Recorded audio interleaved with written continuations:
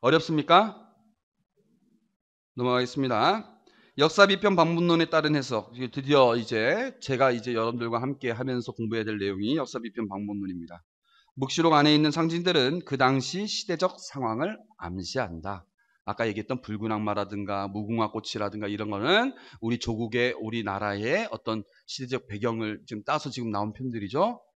그런 것처럼 그 당시의 시대적 상황이 있다. 묵시록 안에 있는 사건들은 실제 벌어질 사건들은 아니다. 실제 벌어질 사건들은 아닙니다. 어떤 사건들이냐 그러면 그 사건들은 초시간 초공간에서 벌어지는 일들에 대한 환상이다. 이것에 대해서 제가 설명이 필요하니까 넘어가겠습니다. 마치 판타지 영화를 통해 오늘날을 재조명시키는 원리와 같다. 이렇게 얘기를 하겠습니다. 그런데 지금 앞에 두 가지만 일단 얘기를 하고 나머지 그 두 가지에 대해서는 제가 좀 설명이 필요한 겁니다. 일단 이것까지 얘기를 해야 아까 그 내용들이 이해가 됩니다. 문학적 장르에 대해서 얘기를 하겠습니다. 지금 제가 오늘 한꺼번에 확 끝내야 되니까 지금 빨리 나갈 거예요. 그러니까 여러분들 정신 바짝 차려가지고 한마디 놓치지 말고 궁금한 이해가 안 되면 얼른 질문하셔가지고 얼른 듣고 이해하시고 넘어가겠습니다. 후다닥 하니까 아이고 끝나버렸네. 오늘 정신 뭐 먹을까 막 생각하다 보니까 벌써 끝나버렸네. 이렇게 하지 마시고 집중하셔가지고 얼른 확. 묵시문학의 종류는 뭐 소설, 뭐 시, 뭐 여러 가지 종류들 중에서 뭐냐? 묵시문학이면서 예언서면서 예언서 중에서도 그리스도교 예언서면서 동시에 회람서간이다. 회람서간이라고 하면 우리 흔히 지금 바오로서간의 회람서간들 많이 기억나시죠? 네, 그런 것처럼 회람서간이다. 이 세 가지를 다 포함하고 있어요. 그러니까 묵시문학에서 강조하는 내용들, 그리스도교 예언서에서 강조하는 내용들, 회람서간에서 강조하는 내용들을 종합적으로 우리가 이해를 해야 이 한 권의 책을 이해할 수 있다. 이렇게 생각을 하겠습니다. 그 중에서도 물론 이 묵시문학적인 특징이 가장 큽니다. 그래서 이걸 이해하는 게 가장 중요합니다.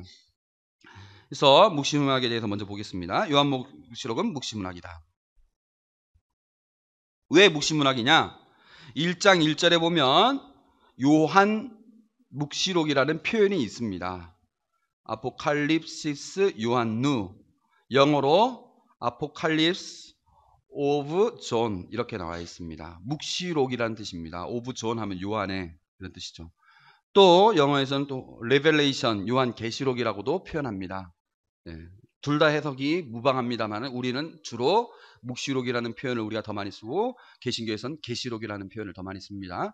이미 1장 1절에 이런 표현이 있어요. 그러니까 묵시구나 이구나 일단 알 수 있고, 묵시라는 말은 베일을 벗기다 비밀을 드러내다는 뜻인데 이거는 다음 시간에 제가 자세히 설명을 드리겠고, 사자를 통해서 하느님의 비밀 뜻을 전달한다는 뜻입니다. 그래서 구약과 또 여러 구약과 비슷한 성경과 비슷한 성경 아닌 글들이 그때 당시에 많았는데 거기에 묵시문학의 요소들이 있는데 그것들과 공통 분모들이 있습니다. 그래서 요한묵시록은 묵시문학이다. 묵시문학의 세세에 대한 특징은 조금 뒤에 보고 일단은 주요한 부분만 살펴보겠습니다. 묵시문학이 어떤 것이냐? 묵시문학은 이 세상과는 또 다른 실제, 또 다른 세상을 보도록 함으로써 세상에 대해 초월적 관점을 드러내준다. 말은 어렵지만 제가 설명을 하도록 하겠습니다. 천상세계에 대한 묘사, 그러니까 또 다른 실제에 대한 묘사와 종말적 사건들에 대한 서술이 있다. 자, 꽃들에게 희망을, 소설 아시죠? 이거 어른을 위한 동화. 애벌레 한 마리가 태어나가지고 나뭇잎만 먹으면서 살다가 이게 전부가 아닐 거야 생각하면서 나는 먹고 살고 이렇게만 살 수는 없어. 나는 진짜 더 큰 세상, 나 제주도를 벗어나서 육지에 가서 한번 나 더 큰 세상 살아볼래. 나 뉴욕에서 한번 맨하튼에서 한번 살아볼래 하면서 떠났더니 그래서 나무에서 내렸습니다. 그래서 가봤더니 갑자기 큰 공간, 큰 벌판에 이런 이상한 기둥이 하늘까지 닿아 있는 걸 봤어요. 우와, 진짜 대단하다. 저건 도대체 무엇일까? 눈이 반짝반짝 삐용삐용 했고, 그렇게 해서 올라갑니다. 올라가서 봤더니 애벌레 탑이었죠. 애벌레 탑들이 막 올라가요. 야, 너네 왜 올라가? 아, 몰라. 묻지 마. 묻지도 않고 대답도 안 해주고 열심히 올라가는 거 보니까 진짜 뭔가 대단한 게 있나 보다. 서로 막 얼굴 밝으면서 막 올라가는 거예요. 그러니까 이야, 진짜 얼마나 대단한 게 있으면 저렇게 올라갈까? 나도 열심히 올라가지. 막 열심히 올라가다가 힘들어 하는데 갑자기 노란 애벌레를 만난 거 아닙니까? 둘이 첫눈에 반해가지고, 야, 우리 올라가는 것도 올라가지만 우리 일단 내려가자 하면서 둘이 내려와가지고 갑자기 서로 사랑하기 시작했습니다. 네? 이렇게만 살다가 그래도 이 애벌레, 이 호랑무늬 애벌레는 내가 지금 먹고 살고 하다가 이렇게 사랑만 나누면서 인생을 내가 살 수는 없어. 아까 그 기둥 거기 끝까지 올라가 봐야 되는데 말이야. 분명히 뭔가 있을 텐데 올라가 봐야 되겠다고 생각해가지고 결국엔 떠나가지고 여기 미련이 남아가지고 저 위에 올라가려고 합니다. 그래도 날벌이는 헤어져 버려요. 남자의 이 욕망을 위해서. 요새 옛날에 그 드라마 제목 뭐죠? 남자의 욕망입니까? 뭡니까? 나만 기억하지? 예? 사랑도 버리면서 사랑과 욕망. 예. 사랑과 욕망 사이에서 욕망을 택해가지고 결국에는 갑니다. 그래가지고 혼자 남게 된 이 노랑애벌레는 절망하다가 갑자기 이상한 걸 발견합니다. 그게 뭐냐? 번데기였어요. 그래서 이 번데기가 말로만 듣던 번데기, 이거 내가 어차피 뭐 살아도 산 인생이 아닌데 나도 우리가 결국에 죽으면 번데기가 된다는데 그럼 난 번데기 하나 돼보자 해가지고 번데기가 돼버립니다. 마치 절로 들어가는 한 여인 처녀처럼. 그래가지고 번데기가 돼버렸고, 한편 이번에 다시 올라갔을 때는 한 번의 경험이 있기 때문에 그 경험을 살려가지고 그냥 막 밟고 올라가는 거예요. 묻지도 따지지도 않고. 지난번에 어리버리가 처음이니까 막 어리버리 했는데 이번에는 어떻게 올라갑니까? 열심히 밟고 올라가는 겁니다. 이놈 밟았다 젊은 놈이 탁 튀면서 칙 올라갑니다. 그래가지고 거의 꼭대기까지 올라갔어요. 꼭대기까지 올라가는데 점점 신음소리가 막 점점 커져가고 있고 저기 위에서 한숨소리만 나고 지난번처럼 경험을 살려서 하자 했는데 이게 뭐지? 옆에서 갑자기 막 떨어지는 소리가 계속 들리는 거예요. 그러면서 들리는 소리가 야, 위에 올라가 봤더니 아무것도 없어. 설마. 아니, 아무것도 없어. 설마. 하는데 올라가면 올라갈수록 점점 아무것도 없을지도 모른다는 생각이 점점 강해지는 거예요. 그 순간 갑자기 짠 나타난 노랑나비. 띠용. 이 노랑나비는 아니 나는 애써 다른 놈들의 머리를 밟고 올라가야만이 이 자리에 올라갈 수 있었는데 얘는 그러한 치열하게 살지도 않고 우아하게 놀면서 이 자리까지 왔네? 너무나 아무렇지도 않게? 도대체 저 존재는 뭐지? 그리고 얘가 나를 바라보는 눈빛이 어디서 많이 보던 눈빛이에요. 저렇게 대단한 놈이 도대체 누구지? 했는데 내려오라고 막 자꾸 손짓하니까 내려갔어요. 결국에. 이 탑에서 내려와서 노랑나비를 따라서 가가지고 이 눈빛 하나 보고 따라가갖고 그래서 번데기를 바라보게 됐고 그래서 이 노랑나비를 신뢰하면서 자기도 올라가서 번데기가 됐고 번데기가 된 다음에 시간이 지나자 호랑나비로 나왔다는 내용 아시죠? 제가 왜 이 이야기를 하느냐. 자, 이게 우리가 현재 처해 있는 세상의 모습입니다. 이 애벌레가 지금 바라보고 있는 이 탑의 실제에 대해서 애벌레는 스스로 깨닫고 있습니까? 모르고 있습니까? 모릅니다. 자신이 살고 있는 세상이 얼마나, 자신이 올라가는 이 탑이 얼마나 부질없는 것이고 얼마나 의미가 없는 것인지 전혀 몰라요. 그러나 그것에 대한 근본적인 물음은 묻지 않고 무조건 밟아 올라가는 거예요. 그 사람의 이 애벌레에게 있어서 문제는 어떻게 하면 더 빨리 올라갈 수 있느냐, 어떻게 하면 더 효율적으로 올라갈 수 있느냐, 여기에 대한 질문은 있을지언정 왜 올라가고 있고 저 끝에는 무엇이 있는지에 대해서는 몰라요. 그것에 대한 그 관점을 잃어버려요. 왜냐? 이 애벌레는 우리식으로 표현하면 초월적인 관점이 없기 때문입니다. 초월적인 관점이 없기 때문입니다.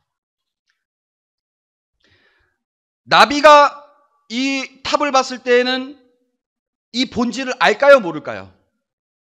알겠죠.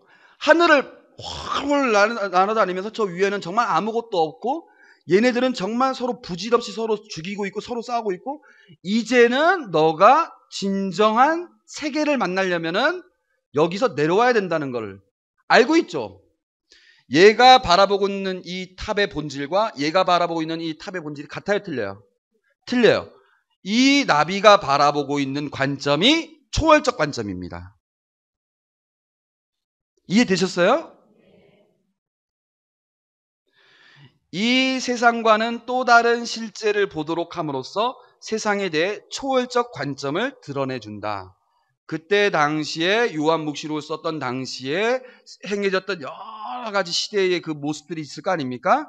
그 시대의 모습 안에 벌어지고 있는 일종의 탑과 같은 그런 속에서 서로 엉키면서 살고 있었는데, 그러면서 우리 그리스도교인들은 전혀 정말 아무런 의미도 없고 내가 왜 이곳에 있나 싶을 정도로 막 고통받고 있었는데, 요한 그 사가가 너가 지금 거기서 몸담고 있는 그 세계가 전부가 아니다. 거기는 화려하고 강력하고 이 세상을 꽉 쥐고 있는 것 같지만 그건 정말 부질없고 아무것도 아니다. 또 다른 실제가 있다. 그보다 더 큰 실제가 있다. 너는 전혀 다른 존재가 될 수 있다라는 것을 보여준 거예요. 나비의 관점으로. 이게 요한 묵시록입니다. 이게 묵시문학의 특성입니다. 묵시문학에 전혀 이 세상과는 전혀 다른 방식의 생소한 표현들이 있는 것은 뭐냐? 이 세상과는 전혀 다른 세상이 있다는 걸 보여주기 위한 하나의 그 표현들인 거예요. 막 낯설고 막 이런 표현들이. 아시겠어요? 아시겠죠?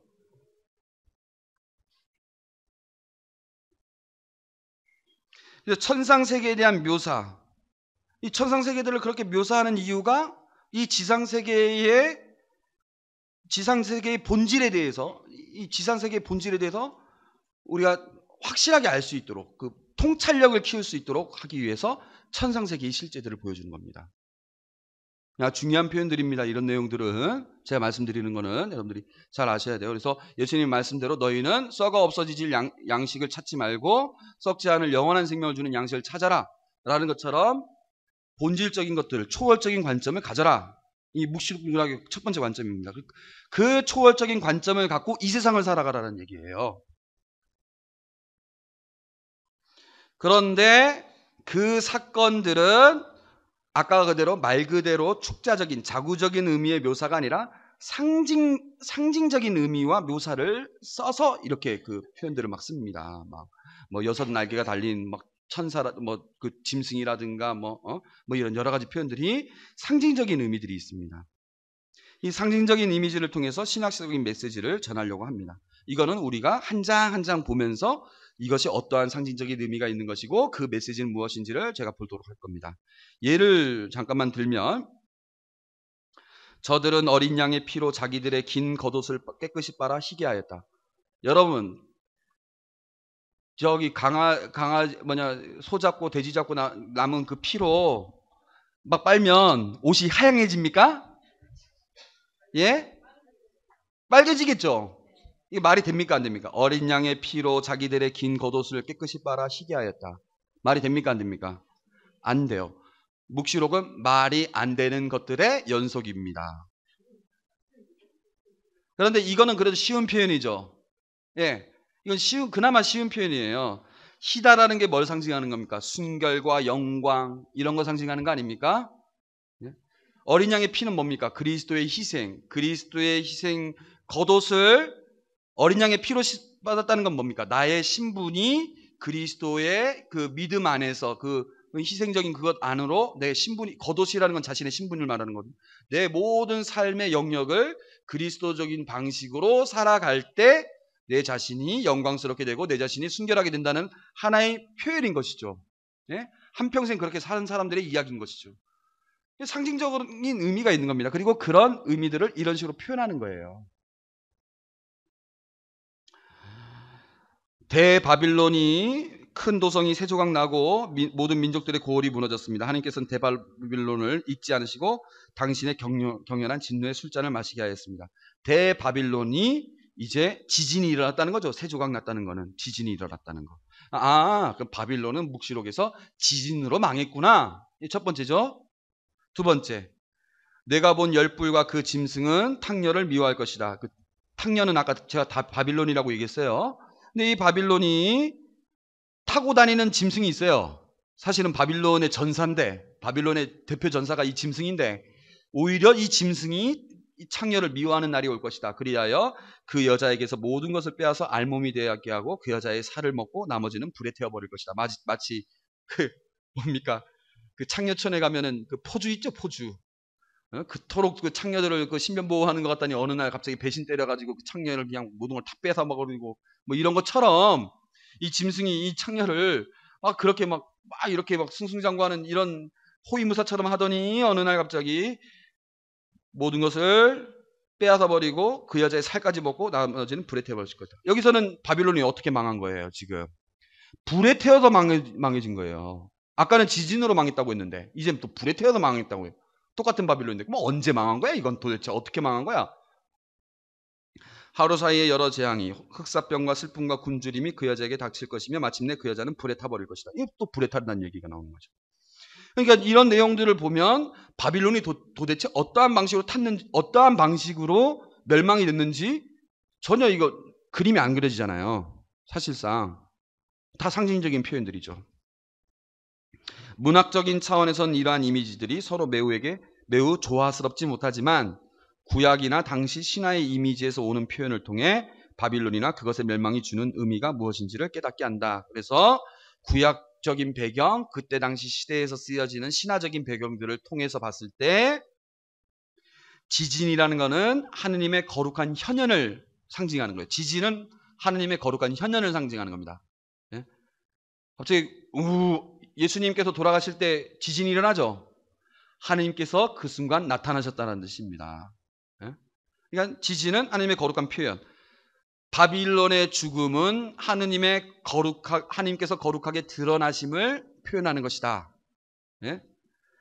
또 약탈당하지 않습니까? 짐승한테.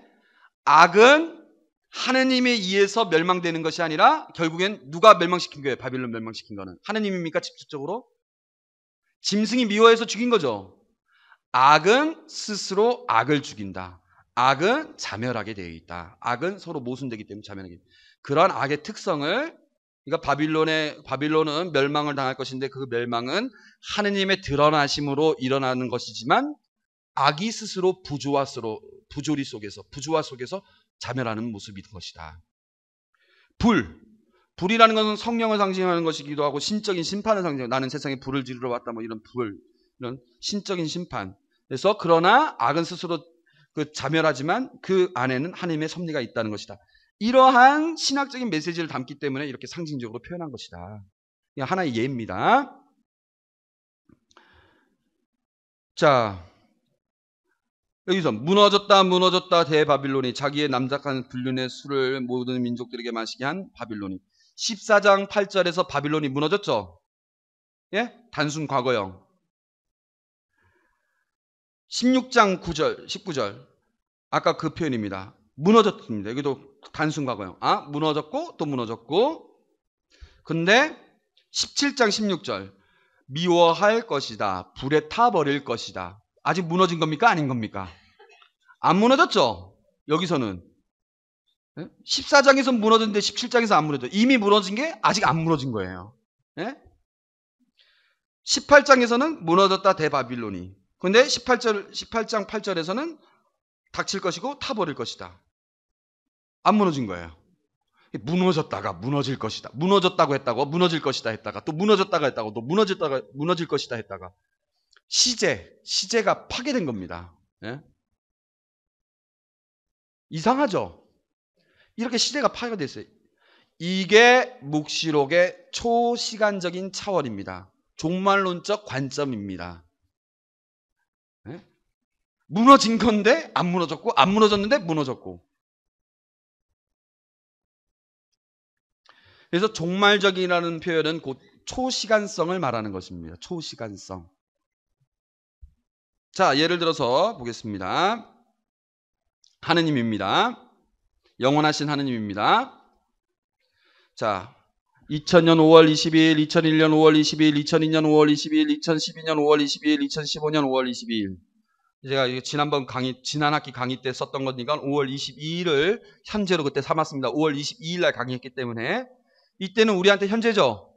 하느님한테도 현재죠. 자, 2000년 5월 22일은 우리한테 뭡니까? 과거죠. 하느님은 그러면 2000년 5월 22일에 대해서 하느님에게는 어떨까요? 현재입니다. 하느님은 시간이라는 것은 창조물입니다. 시간이라는 건 창조물입니다. 하느님께서 세상에 빛이 생겨라 하시니 빛이 생겼다. 빛이 생기니까 어떻게 됩니까? 에? 낮이 생기고 밤이 생겼죠. 4일날, 4일째 해, 달, 별을 창조하셨죠. 빛을 창조했는데 또 해, 달, 별도 창조해요. 이 빛은 뭐고 이 해, 달, 별은 뭡니까? 예? 여러분들은 해가 떠야 낮이 오고 해가 져야 밤이 온다고 생각합니다. 근데 첫날 빛만 창조하고도 낮이 오고 밤이 왔어요. 정작 낮과 밤을 가른다고 생각하는 해, 달, 별은 넷째 날에 나옵니다. 넷째 날. 예? 그럼 이 빛은 뭐를 상징하는 거예요? 시간을 상징하는 겁니다. 예? 시간을 상징하는 거예요. 그러니까 시간도 창조물이에요. 그럼 하느님은 시간에 얽매이는 분이니까 시간을 초월하신 분입니까? 시간마저도 초월하신 분입니다. 공간도 초월하시고 시간도 초월하신 분입니다. 그러니까 하느님께는 이것도 현재입니다. 이것도 현재입니다. 심지어는 우리에게 미래인 것도 하느님께는 현재입니다.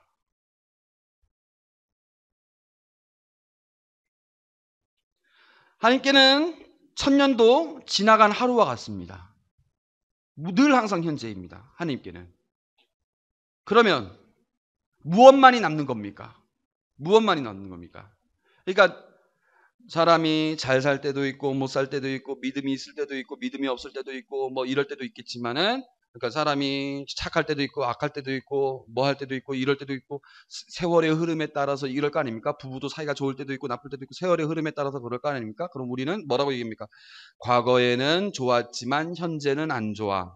미래에는 좋겠지. 뭐 이런 식으로 얘기할 거 아닙니까? 근데 하나님께는 과거도 현재도 미래도 늘 현재이니까 무엇만 남겠어요?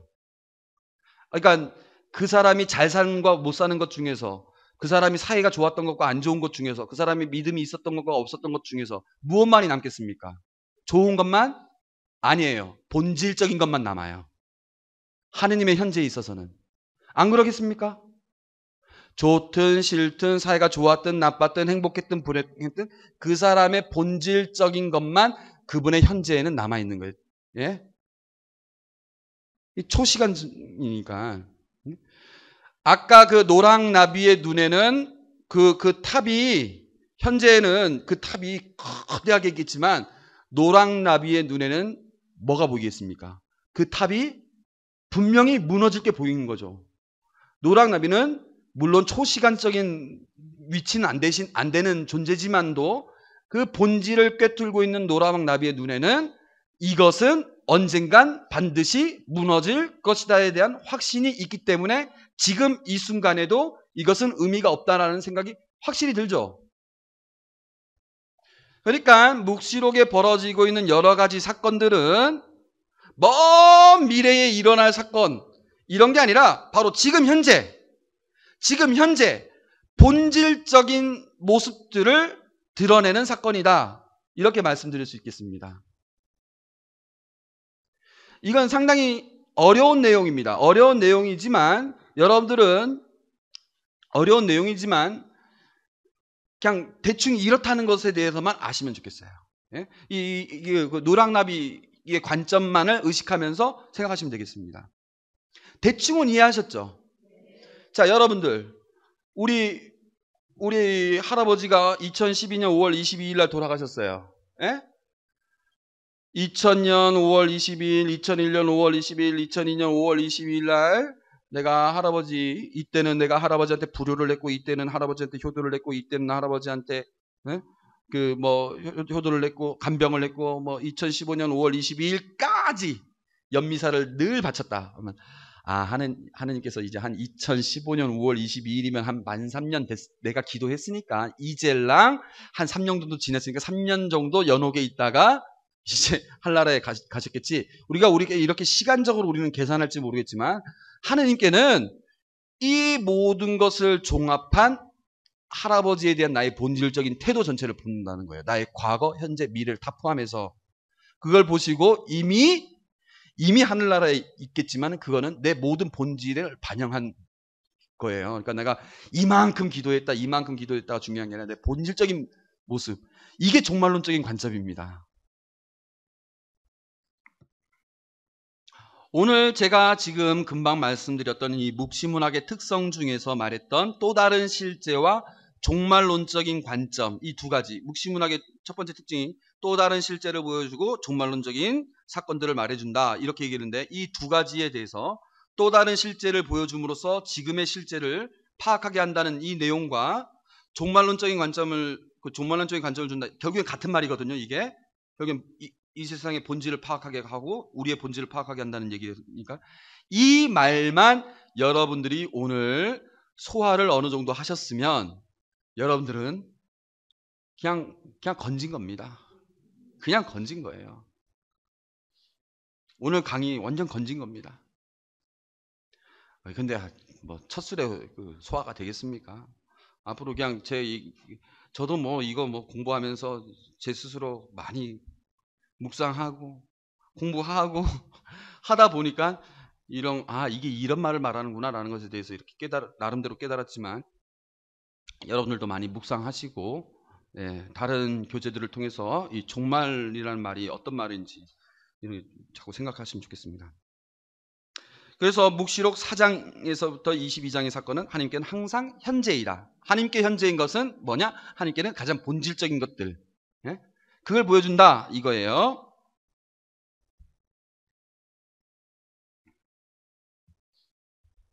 자, 이 세상과는 또 다른 실제를 보도록 함으로써 세상에 대해 초월적 관점을 드러내준다. 세상과 또 다른 실제에 대해서 그러니까 또 다른 실제에 대해서 인간이 감지할 수는 없다. 오직 하나님께서 드러내 보이신다. 여러분들 당연하죠. 아까 그 애벌레의 입장에서는 그 탑이 무엇을 말하는 것인지에 대해서는 애벌레는 도저히 깨달을 수 없습니다. 그걸 깨닫기 위해서는 결국에 나비가 돼야만 그 탑의 의미를 볼 수 있죠.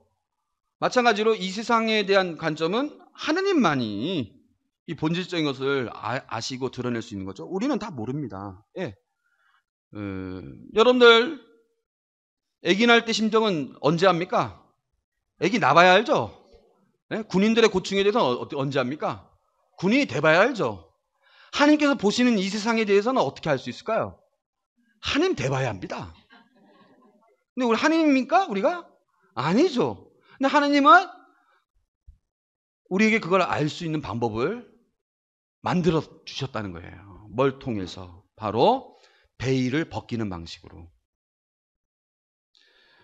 그래서 하나님께서 머지않아 1장 1절입니다. 예수 그리스도의 계시, 아포칼립시스, 아까 얘기한 계시. 하나님께서 머지않아 반드시 일어날 일을 이거 항상 현재라는 뜻입니다. 그러니까 미래에 대한 이야기면서 동시에 현재인 것이죠. 당신 종들에게 보여주시려고 그리스도께 알리셨고 그리스도께서 당신 천사를 보내셔 당신 종 요한에게 알려주신 계시입니다.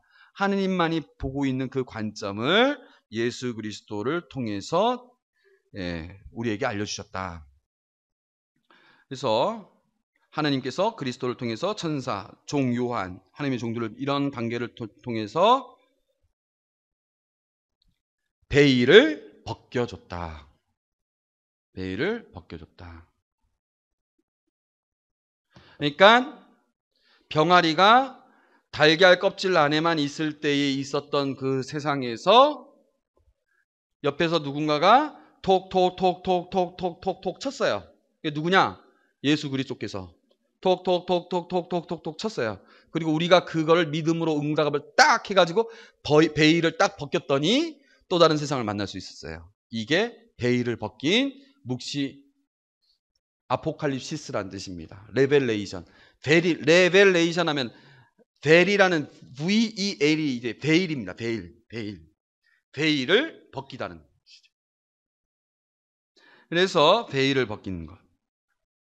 그래서 우리에게 감춰져 있고 하느님이 아니면 도저히 이해할 수 없는 것을 예수 그리스도를 통해서 그리고 예언자 요한을 통해서 우리에게 드러내 보이는 것. 그게 그 또 다른 실제 종말론적인 관점 그 사건들이라는 것이죠. 묵시문학은 항상 그러한 방식으로 되어 있습니다. 그리고 특히 묵시록에서는 그것이 성령을 통해서 우리가 또 지혜를 가져야만 벗길 수 있다고 얘기를 합니다. 드러내 봐야죠. 우리가 톡톡톡톡 밖에서 껍질을 톡톡톡톡 쳤지만 우리가 안에서 그걸 응답하면서 그 껍질을 깨려고 하지 않는 한 이게 안 벗겨진다는 얘기예요. 그래서 성령의 도우심과 우리의 지혜가 필요하다. 이런 얘기가 중요시합니다. 내가 오늘 어디까지 하려고 했냐면 여기 이것도 할 거고 이것도 할 거고 이것도 할 거고 이것도 할 거고 이것도 할 거고 예? 여러분들 얼마나 예? 이번 학기가 엄청 빡센 거였구나 라는 걸 새삼 느끼시겠죠? 예? 후회가 되겠죠? 후회할 만합니다. 이거 오늘 다 하려고 했어요 제가 지금.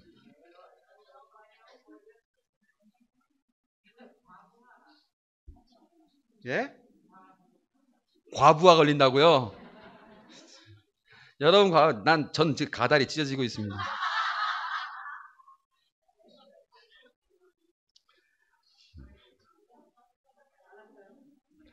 자, 다음 주에는 지금 못한 부분, 아무튼 최대한 짧게 지금 묵시문학 부분이 제일 중요하니까 여러분들 그 부분을 잘 숙고하시고, 나머지 이제 예언, 묵시록은 묵시문학일 뿐만 아니라 예언문학이면서 동시에 또 서간이다라는 것들도 이제 설명을 할 건데, 그것도 이제 그거는 짧게 설명할 거고, 그 다음에 역사적인 배경과 구조에 대해서 설명할 거예요. 근데 묵시록은 구조를 이해하지 않고서는 아무런 의미가 없습니다. 네. 묵시록은 일종의 소설과도 같습니다. 소설에서 제일 중요한 건 줄거리입니다. 줄거리 파악이 제일 중요합니다. 그래서 여러분들이 묵시록을 반드시 읽으셔야 되는데 한 번으로는 도저히 몰라요. 한 3번 정도를 읽으셨으면 좋겠고, 읽으실 때 제가 말씀드린 부분을 나눠서 읽으시기 바랍니다. 1장부터 3장까지 일단 읽고 거기 내용이 어떤 내용인지 대충 생각하세요.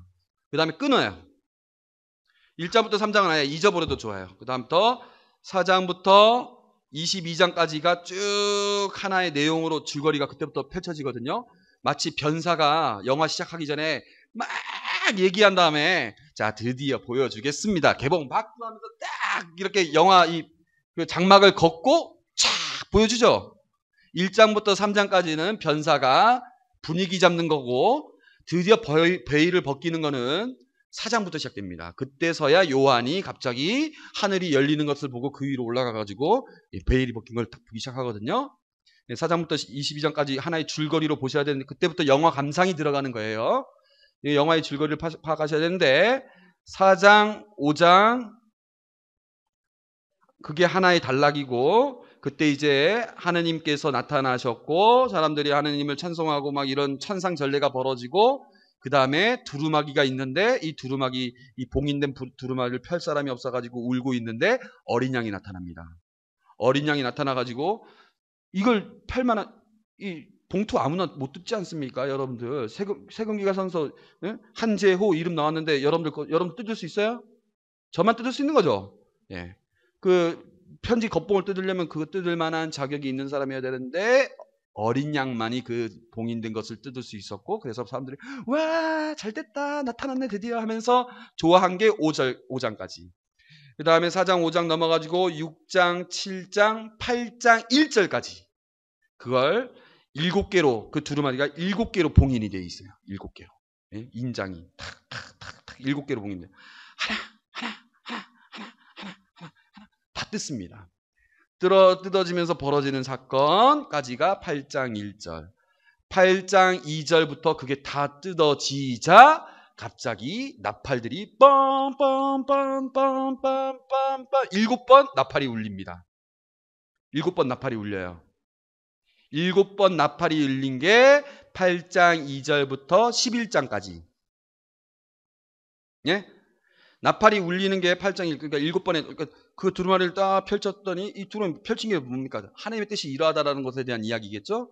펼쳐졌는데 그 펼쳐진 것에 대해서 나팔이 울리면서 그런 일들이 실제로 벌어지게 되고 그 중간중간에 10장하고 11장에 6번째 나팔하고 7번째 나팔 사이에 두 가지 사건이 있는데 그냥 두 가지 사건에 대해서는 그냥 대강 이런 사건이 있다 정도만 넘어가시고 그냥 7개의 나팔이 어떤 내용이었는지 그냥 한 번만 쭉 보시고 6번째하고 7번째 사이에 어떠한 내용이 있는지 한 번만 보시고 지금 말하는 걸 잘 적어서 쓰세요. 그럼 대충 나중에 이 얘기를 얘기하는 거구나 이게 아시는 거예요.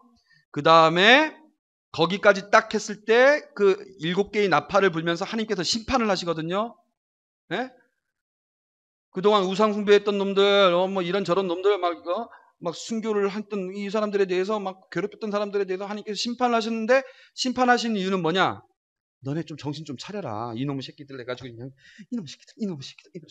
이렇게 심판을 막 했는데 그럼 어떻게 해야 될까요? 회개를 해야 되는데 회개를 안 합니다.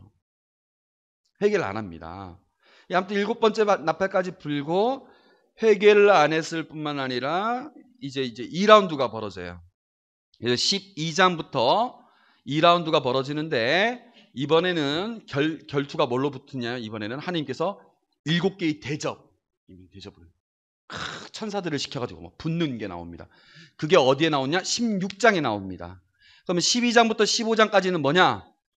그 7개의 대접을 붙기 전에 그 2라운드니까 그 두 번째 라운드에 선수들이 나옵니다. 네. 홍코너에는 누가 나오느냐? 홍코너에는 용, 바다에서 나온 짐승, 땅에서 나온 짐승, 이 세 무리가 마치 우리 성부, 성자, 성령 삼위일체처럼 삼위일체의 모습으로 쫙 나타납니다. 네? 딱 그게 이제 12장, 13장까지일 겁니다. 그 다음에 청코너에서는 누가 나타나느냐? 아까 제가 얘기했던 옷을 깨끗하게 빨아가지고 희게 된 이 사람들 14만 4천 명이라고 불릴 수 있는 이 교회의 이 사람들이 천사들과 함께 하늘에서 하느님을 찬미하면서 하느님의 영광을 노래하고 이런 사람들이 나타납니다. 그리고 둘이 이제 딱 만나게 될 시점에 하나님께서 대접을 막 부었는데 부었으면 이 사람 내가 부을 때마다 막 우박이 떨어지고 피가 강물이 피가 바뀌고 막 이래 지진이 벌어지고 막 이렇게 되면 이거 깨갱 해야 되는데 어떻게 해야 할까요? 7번째 대접 6번째인가? 7번째 대접이 딱 부어졌을 때 얘네들이 야 안돼 야 다 하르마게돈으로 집합 야, 우리 그쪽 가서 야, 덤벼 해가지고 어린 양과 싸우러 갑니다. 그게 이제 2라운드 끝. 네. 그 다음 17장, 18장, 19장, 20장, 21장, 22장 줄거리는 어떻게 해야 되냐? 17장, 18장, 19장, 10절까지 아마 그럴 겁니다. 19장, 10절까지는 순서대로 멸망하는 모습을 보여줍니다. 바빌론이 먼저 멸망하고 바빌론은 이 적수의 터전입니다. 바빌론이 멸망하고 얘네들이 멸망하고 하나하나 다 멸망하는 모습이 보여져요.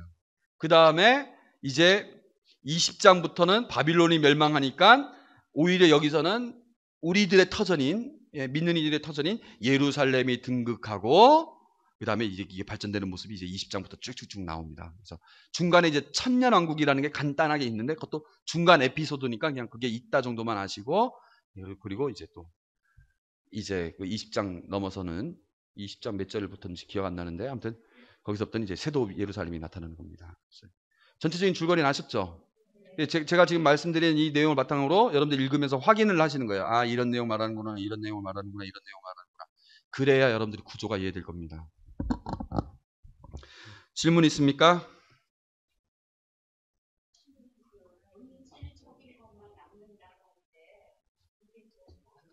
본질적인 것만 남는다.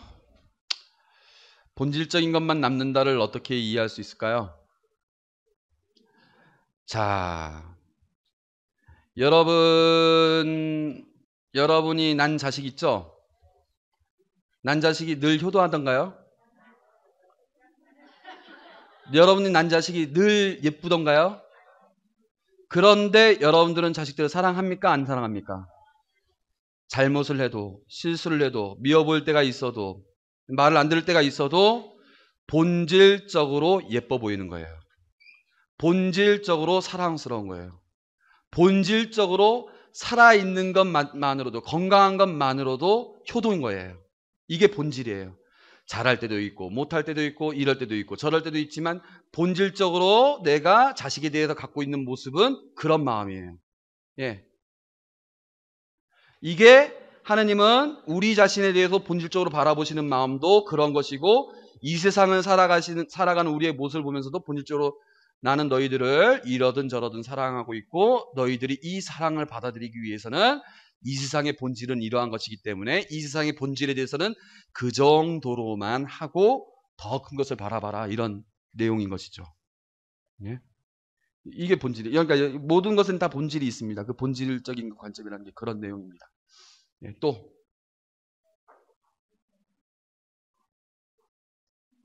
없습니까? 예, 수고하셨습니다.